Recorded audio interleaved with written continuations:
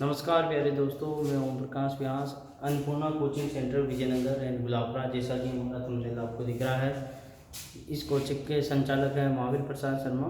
और हमारे YouTube channel तथा ऐप को ज़्यादा से ज़्यादा आप लोग शेयर करें, सब्सक्राइब करें। और हमने 2 क्लासें हमने डाल दी है इसी चैनल पर, अन्नपूर्णा कोचिंग क्लासेज नाम के जो चैनल यूट्यूब चैनल है। आगे आप लोगों को मैं आज पॉलिटिकल साइंस की कड़ी में आगे बढ़ रहा हूँ, और इसी कड़ी में मैं आपके लिए एक नया टॉपिक लेकर आया हूँ। इस टॉपिक का नाम है भारतीय संविधान के स्रोत। क्या नाम है? भारतीय संविधान के स्रोत। ये टॉपिक ये कहना चाहता है दोस्तों कि जब भारत का संविधान बन रहा था या भारत के संविधान का निर्माण हो रहा था, उस समय भारत के संविधान में कौन कौन से देश के संविधान से कौन कौन से स्रोत ग्रहण किए गए थे, कौन कौन से स्रोत लेकर हमारे संविधान को बनाया गया। आप लोगों ने हमारे संविधान की विशेषता जरूर पढ़ी होगी और सुना होगा कि भारत के संविधान को उधार का थैला, आइवर जेली के द्वारा कहा गया उधार का थैला। क्या कहा गया? उधार का थैला। इसीलिए कहा गया क्योंकि विश्व के कई देशों के संविधान से अपन ने बहुत सारे स्रोत इकट्ठे करके अपने संविधान का निर्माण किया। आपको भारतीय संविधान की विशेषता पता होगी कि भारत का संविधान विश्व का सबसे बड़ा, सबसे लंबा बड़ा संविधान है। इसमें 395 अनुच्छेद है, 12 अनुसूचियां है और 22 भाग है, अपन ने देखा था। तो भारतीय संविधान के जो स्रोत है, संविधान के स्रोत कौन कौन से हैं और कौन कौन से देश के संविधान से कौन कौन से स्रोत लिए गए हैं, ये अपन आज पढ़ने जा रहे हैं। सबसे पहले इसमें मैं आपको बात करूं तो भारत शासन अधिनियम, भारत शासन अधिनियम, भारत शासन अधिनियम 1935।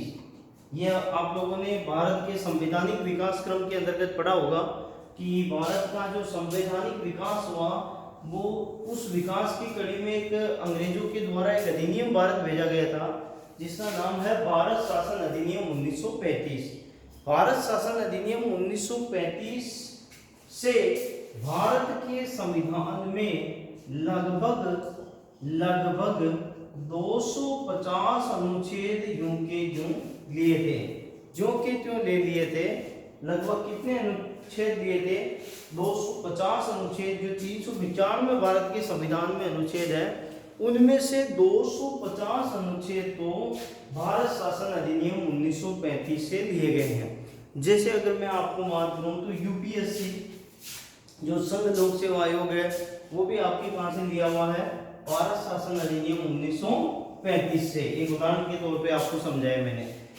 तो भारत के संविधान के जो स्रोत है उनमें से अधिकांश जो तथ्य है, अधिकांश जो स्रोत है वो आपके भारत शासन अधिनियम 1935 से लिए गए हैं। इसी कड़ी में आगे बढ़ते हैं।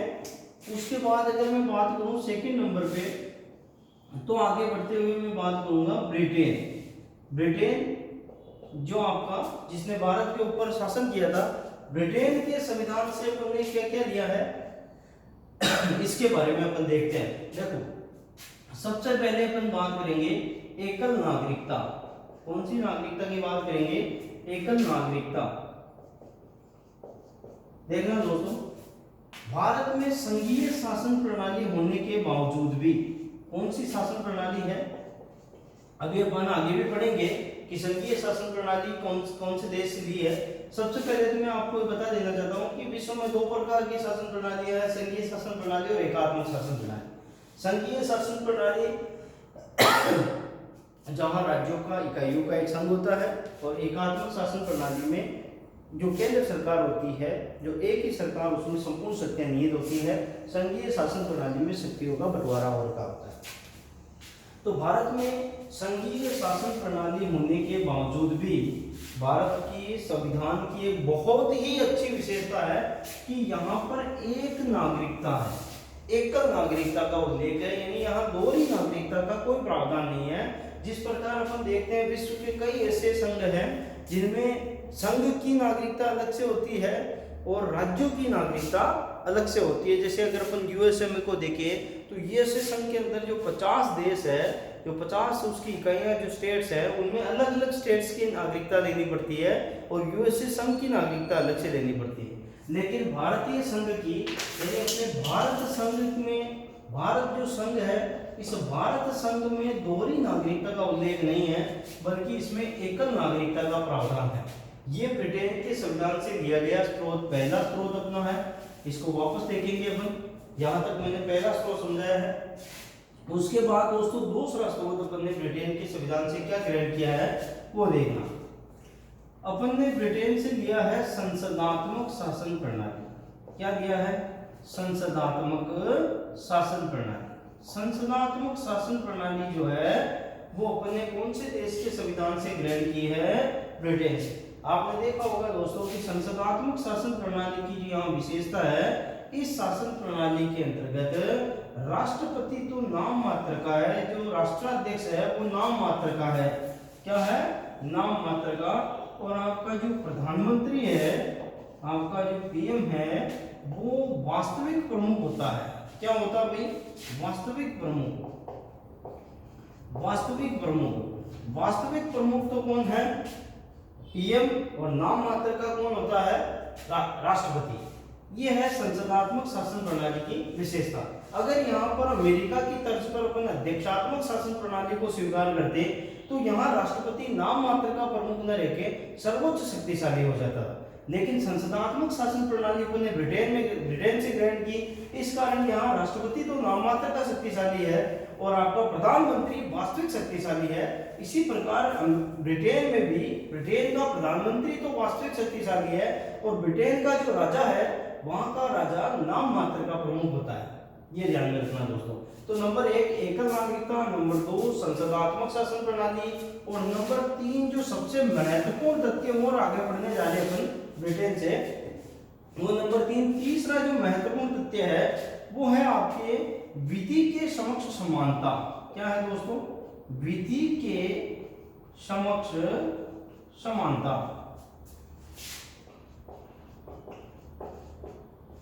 विधि के समक्ष समानता से तात्पर्य आप सभी लोग मेरे हिसाब से जानते होंगे, यानी विधि जो है कानून के समक्ष जो है सभी लोग क्या है? समान है। लोग के सामने सभी समान हैं, चाहे वो देश का प्रधानमंत्री हो, चाहे वो आम नागरिक हो, चाहे कितने पैसे वाला हो, सभी विधि के समक्ष क्या है?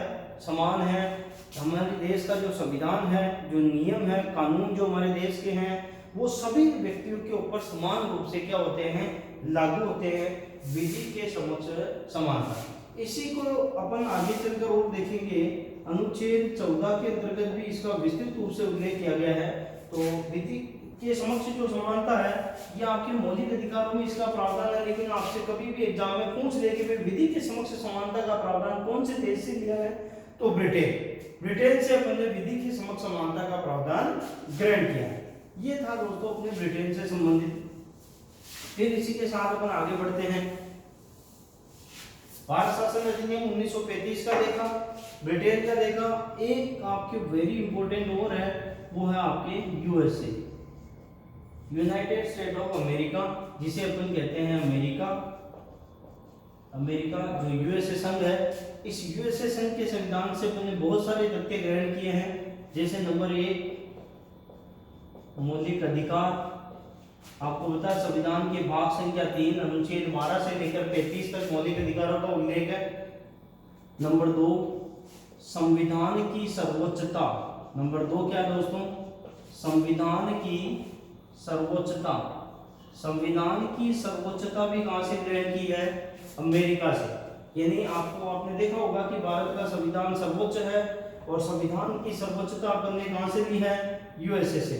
नंबर 3 न्यायिक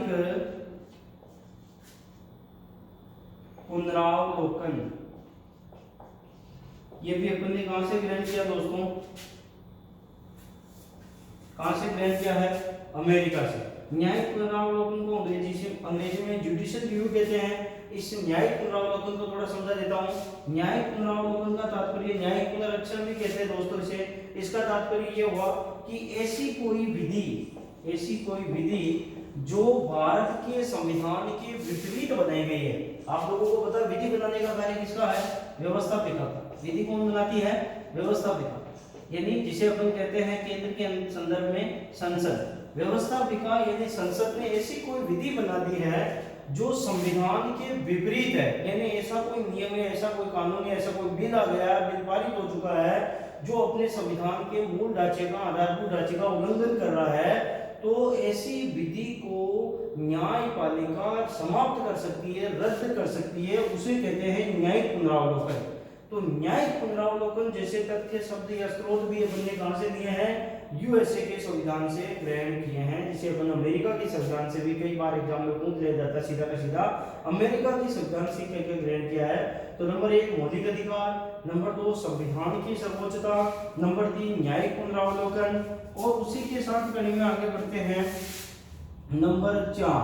कई सारी जो आगे पढ़ाने जा रहा हूं दोस्तों, वो कई सारी बुकों में आपको अलग तथ्य मिलेगा, लेकिन मैं जो बता रहा हूँ वो एकदम ध्यान से देख रहा हूँ, सुनना आप। अगला तथ्य जो है अपने संविधान की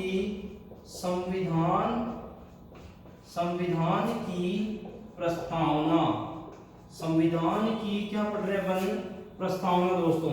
तो प्रस्तावना आप लोगों को पता है जिसे उद्देश्य का प्रस्ताव कहा गया, जवाहरलाल नेहरू ने इसे संविधान निर्मात्री सभा ने प्रस्तुत किया था, और पिछले टॉपिक में अपन ने प्रस्तावना के बारे में पूरा पढ़ा था। जो संविधान की प्रस्तावना है वो प्रस्तावना यूएसए के संविधान से ग्रहण की है, ये ध्यान रखना। अगर आपसे पूछ ले कि संविधान की भाषा, प्रस्तावना की भाषा, आपसे पूछ ले कि प्रस्तावना की भाषा कौन से देश से ग्रहण की है, तो फिर वो ऑस्ट्रेलिया के संविधान से ग्रहण की है। बहुत सारी किताबें आपको गलत बताएगी, ध्यान रखना दोस्तों।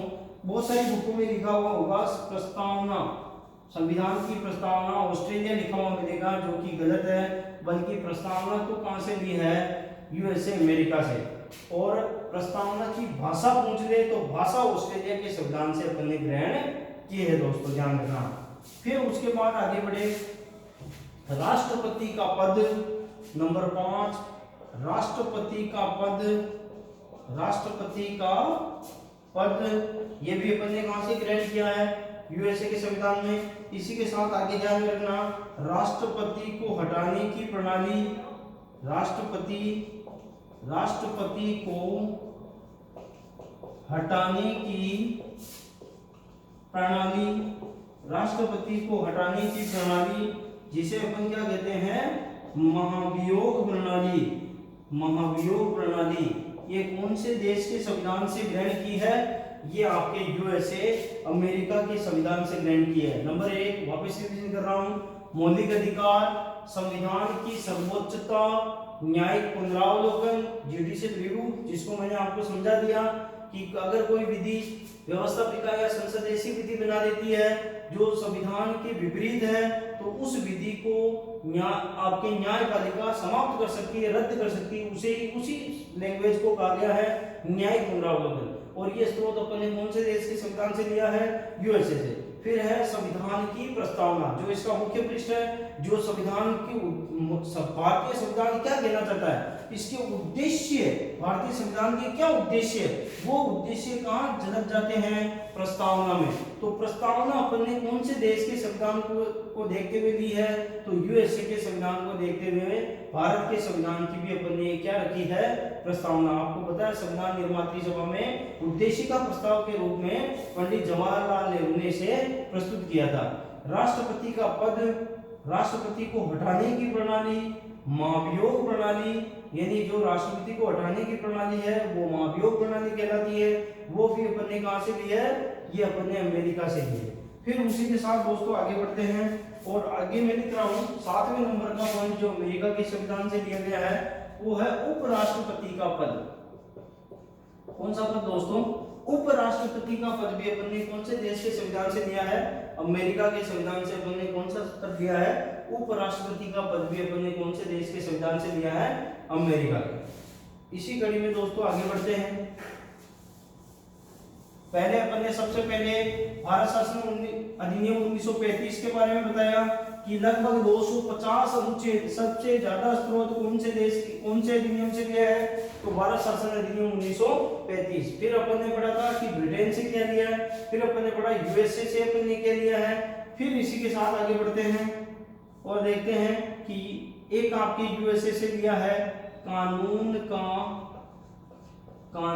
का समान संरक्षण। देखना दोस्तों, अभी अपन ने कुछ समय पहले लिखा था विधि के समक्ष समानता। देखो बहुत सारी किताबों में इनको एक ही बात बताई जाती है, बल्कि दोनों का अलग अलग अर्थ है। देखना दोस्तों, ये तो अपन ने लिया है ब्रिटेन के संविधान से, और ये अपन ने लिया है यूएसए से। कहां से लिया है? यूएसए से लिया है।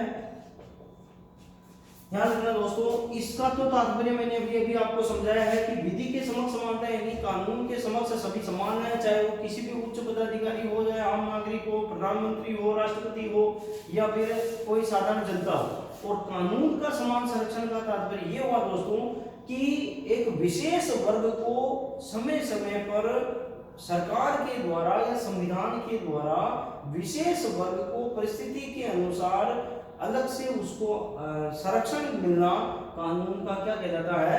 समान संरक्षण कहलाता है। समय के अनुसार अगर वर्ग को उस समय जरूरत लगे तो कानून उसका संरक्षक होगा। फिर इसी के साथ आगे बढ़ते हैं दोस्तों।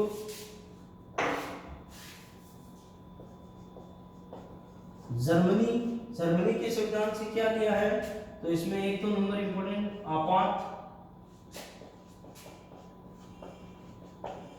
आपातकाल उपबंध।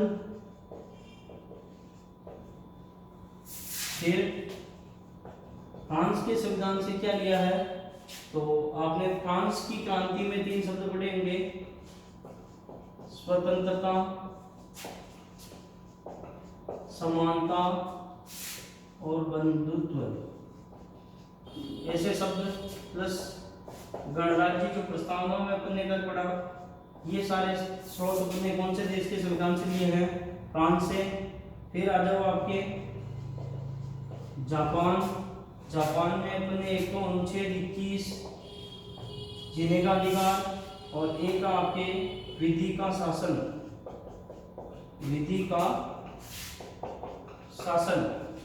और उसके बाद आ जाओ आप कनाडा संघात्मक शासन प्रणाली। विश्व में 2 प्रकार की शासन प्रणालियां, एकात्मक, संघात्मक। एक वेरी इंपॉर्टेंट तथ्य के ध्यान रखना दोस्तों कि आगे अपन जब अगला टॉपिक होगा अपने कि संविधान की जो 12 अनुसूचियां, उसमें एक अनुसूची पढ़ाऊंगा मैं आपको, 7वीं अनुसूची। 7वीं अनुसूची में क्या है? 7वीं अनुसूची में है शक्तियों का बंटवारा। क्या दे रखा दोस्तों? शक्तियों का बंटवारा।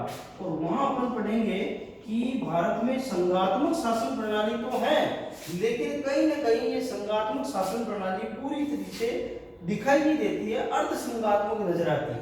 देखिए दोस्तों, अगर एग्जाम में क्वेश्चन पूछे कि भारत में कैसी शासन प्रणाली, तो आपको आंसर क्या करना है? संघात्मक शासन प्रणाली। अब देखो शक्तियों के बंटवारे में अपन को ध्यान में क्या रखना है कि संघ सूची, 3 प्रकार की सूचियां बना रखी है।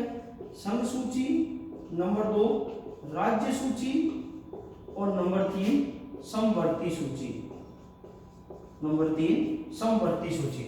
तो संघ सूची में गणना की दृष्टि से वर्तमान में गणना की दृष्टि से 100 विषय, और वैसे आपसे पूछे तो 97 विषय। राज्य सूची में वर्तमान में 61 विषय, और समवर्ती सूची में वर्तमान में 52 विषय। ये अपन आगे देखेंगे। तो राज्य सूची में वर्तमान में कितने विषय हैं? 61 विषय, और संघ सूची में गणना की दृष्टि से 100, वैसे 97 विषय हैं। तो इन सारी चीजों को अपन आगे चलकर वापस पढ़ेंगे, लेकिन एक बार यहाँ बताने का तात्पर्य यह है कि संघात्मक शासन प्रणाली जैसे शब्द आया, यानी भारत में संघात्मक, आपने संविधान का अनुच्छेद 1 देखा होगा कि भारत राज्यों का क्या है? भारत राज्यों का संघ है। भारत राज्यों का क्या है? संघ है। और यहाँ पर संघ सूची, राज्य सूची और समवर्ती सूची, 3 प्रकार की सूचियां बनाकर शक्तियों का क्या किया है? विभाजन। यानी संघ सूची में जो विषय शामिल है उन पर कानून संघ सरकार बनाती है, केंद्र सरकार बनाती है। राज्य सूची में जो विषय शामिल है उन पर कानून राज्य सरकारें बनाती है, और समवर्ती सूची में जो विषय शामिल है उन पर कानून दोनों प्रकार की सरकारें बनाती है। लेकिन दोस्तों एक चीज और ध्यान रखना, जो अवशिष्ट शक्तियां हैं अवशिष्ट शक्तियां जो है, यानी अवशिष्ट शक्तियां वह शक्तियां हैं जिनका उल्लेख, अवशिष्ट शक्तियां या अवशिष्ट विषय वह विषय हैं जिनका उल्लेख न तो संघ सूची में है, न राज्य सूची में है और न ही समवर्ती सूची में है। ऐसे विषय जिनका उल्लेख किसी भी अनुसूची में नहीं है वो आपके हैं अवशिष्ट विषय, या जो जिसे अपन कह सकते हैं अवशिष्ट शक्तियां।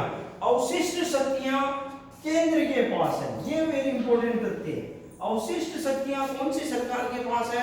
केंद्र सरकार के पास। तो अवशिष्ट शक्तियां केंद्र के पास है, ये अपन ने कौन से देश के संविधान से ग्रहण किया? कनाडा, क्योंकि कनाडा में भी अवशिष्ट शक्तियां संघ सरकार के पास है और भारत में भी अवशिष्ट शक्तियां केंद्र सरकार के पास है। इस कारण हमें नजर आता है कि भारत में भले ही संघात्मक शासन प्रणाली है लेकिन उसका झुकाव केंद्र की तरफ है। यदि लगता ऐसा है कि केंद्र सरकार ज्यादा शक्तिशाली है, यदि ऐसा लग रहा है कि एकात्मक शासन प्रणाली है, लेकिन दोस्तों ध्यान रखना भारत में है संघात्मक शासन प्रणाली, लेकिन केंद्र को थोड़ा ज्यादा शक्तिशाली बनाया है, केंद्र सरकार को जो ज्यादा पावरफुल बनाया हुआ है। तो ये है आपके संघात्मक शासन प्रणाली को मैंने आपको समझाने का प्रयास किया। संघात्मक शासन प्रणाली अपन ने कहां से ली है? कनाडा से। अवशिष्ट शक्तियां केंद्र के पास, ये भी अपन ने कहां से लिया है? कनाडा से। यहां तक का याद रखना आपको। फिर एक बार वापस आपातकालीन उपबंध जर्मनी से। आपने देखा होगा कि आपातकाल अपन ने पढ़ा है अनुच्छेद 352, अनुच्छेद 356 और अनुच्छेद 360। इसमें आपके राष्ट्रीय आपातकाल, राष्ट्रपति शासन और वित्तीय आपातकाल, ये अपन ने आगे डिटेल में पढ़ेंगे। जो मैं आपको टॉपिक पढ़ाऊंगा पूरा आपातकाल, तो इनको डिटेल से पढ़ाऊंगा। ये अपन ने कहां से लिया है? जर्मनी से। फ्रांस से। तीन शब्द जो फ्रांस की क्रांति में काफी चर्चा में रहे, स्वतंत्रता, समानता और बंधुत्व, यानी बंधुता, ये अपन ने कहां से ग्रहण किया? फ्रांस से। और गणराज्य, गणराज्य भी अपन ने कहां से ग्रहण किया? फ्रांस से। गणराज्य का मैंने आपको डिटेल में बता दिया कि किसी भी राष्ट्र का जो राष्ट्राध्यक्ष होता है, यानी राष्ट्र का जो प्रमुख होता है, उसका पद वंशानुगत न होता है। क्या नहीं होता है? वंशानुगत पद नहीं होता। किसका पद? राष्ट्र के प्रमुख का, राष्ट्राध्यक्ष का पद वंशानुगत नहीं है, बल्कि जनता द्वारा चुना जा रहा है, तो वो है आपके गणराज्य राष्ट्र। तो उसके बाद जापान से अपन ने क्या लिया? अनुच्छेद 21, जिसमें जीने के अधिकार का उल्लेख है, और एक आपके विधि का शासन। फिर इसी कड़ी में आगे बढ़ते हैं।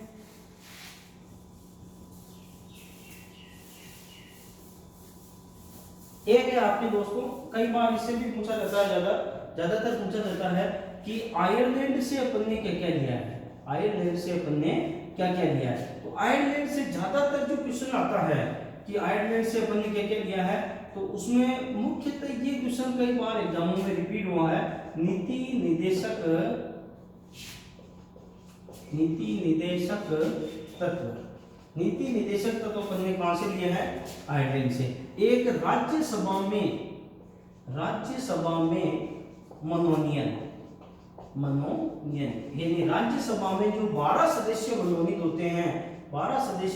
होते हैं, उनके मनोनयन का प्रणाली भी अपन ने कहां से लिया है? आयरलैंड से ग्रहण की है दोस्तों। तो नीति निदेशक तत्व, राज्यसभा में मनोनयन, ये अपन ने कौन से देश से ग्रहण किया है? आयरलैंड से। फिर इसी कड़ी में अपन आगे बढ़ते हैं। रूस से अपन ने क्या लिया है? मौलिक कर्तव्य। इसको कैसे याद रखोगे कि जब बच्चा, कई बार बच्चे को देखते हैं तो रूस जाता है तो किससे रूसता है? मैं से आपको ध्यान में रखना है, मुख से रूस जाता है। तो इसी तरह से आप ध्यान रखोगे, रूस से अपन ने क्या लिया है? मौलिक कर्तव्य। और ध्यान रखना, मौलिक कर्तव्य मूल संविधान में नहीं थे। मूल संविधान में एक भी मौलिक कर्तव्य नहीं था। मौलिक कर्तव्य इंदिरा जी के समय जोड़े गए थे 1976 में। 42वें संविधान संशोधन के तहत मौलिक कर्तव्य संविधान का भाग बने। और आपको पता है पिछली रीट में भी क्वेश्चन आया है कि मौलिक कर्तव्य का उल्लेख कौन से भाग में है? तो आपको ध्यान रखना, भाग संख्या 4 है, या आपको एग्जाम में दे सकता है एग्जामिनर 4 है इसके अंदर। और आपको ध्यान रखना, अनुच्छेद आपसे पूछ दे तो अनुच्छेद 51A में इसका क्या है? उल्लेख है। वर्तमान में मौलिक कर्तव्य कितने हैं? तो वर्तमान में मौलिक कर्तव्यों की संख्या कितनी है? 11। 1976 में कितने मौलिक कर्तव्य जोड़े थे? तो 1976 में 10 मौलिक कर्तव्य जोड़े। और एक यहाँ से वेरी इंपॉर्टेंट क्वेश्चन आया, कौन सी समिति की रिपोर्ट पर जोड़े थे? तो सरदार स्वर्ण सिंह कौन सी समिति? सरदार स्वर्ण सिंह समिति। सरदार स्वर्ण सिंह समिति की रिपोर्ट पर क्या जोड़े थे? मौलिक कर्तव्य जोड़े थे। ठीक है दोस्तों। और कौन से देश से ग्रहण किए? हमने रूस से ग्रहण किए। फिर आगे बढ़ते हैं। फिर उसके बाद आगे चले,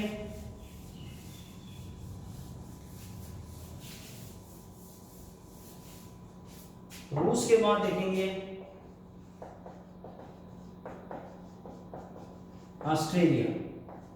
ऑस्ट्रेलिया के संविधान से अपन ने क्या क्या लिया है? तो एक तो अपन ने अभी आते ही पढ़ा था, प्रस्तावना को अपन ने यूएसए से, और प्रस्तावना की भाषा, प्रस्तावना की जो भाषा है वो भाषा अपन ने कहां से ली है? ऑस्ट्रेलिया के संविधान से। नंबर 2 वेरी इंपॉर्टेंट, समवर्ती सूची। अपन ने पढ़ा था संविधान की 7वीं अनुसूची में शक्तियों का बंटवारा है। 3 प्रकार की सूचियां है, संघ सूची, राज्य सूची, समवर्ती सूची। इसमें वर्तमान में कुल 52 विषयों का उल्लेख है। और समवर्ती सूची जो है ये अपन ने कौन से देश के संविधान से ग्रहण की है? ऑस्ट्रेलिया से ग्रहण की है समवर्ती सूची भी। फिर इसी के साथ अपन आगे बढ़ते हैं। देखो दोस्तों, एक मैंने आपको बताया था कन्नाडा, उसमें थोड़ा एक और ऐड कर लेना। राज्यपाल का जो पद है, राज्यपाल का पद, राज्यपाल क्या होता है? राज्यपाल राष्ट्रपति के द्वारा क्या होता है? नियुक्त। तो राज्यपाल की नियुक्ति, राज्यपाल की जो नियुक्ति है वो कौन करता है? राष्ट्रपति करता है। ये भी अपन ने जो सिस्टम है वो कौन से देश से ग्रहण किया है? कनाडा से ग्रहण किया है। तो ये दोस्तों अपने संविधान के जो स्रोत थे उनमें अपन ने एक सामान्य सी चर्चा की है। लगभग मेरे हिसाब से इंपॉर्टेंट सारी बातें हो चुकी है। और इसी के साथ मैं आपके आज के संविधान के स्रोत की क्लास को पूरा करता हूं, और नेक्स्ट क्लास में मिलते हैं दोस्तों। ज़्यादा से ज़्यादा हमारे चैनल को, ऐप को सब्सक्राइब करें, लाइक करें, ज़्यादा से ज़्यादा शेयर करें, ताकि आपको और आपके जितने भी फ्रेंड हैं उन सबको रीट व पटवार, कांस्टेबल जैसे जो कंपटीशन है उनके अंदर आपको क्या मिल सके?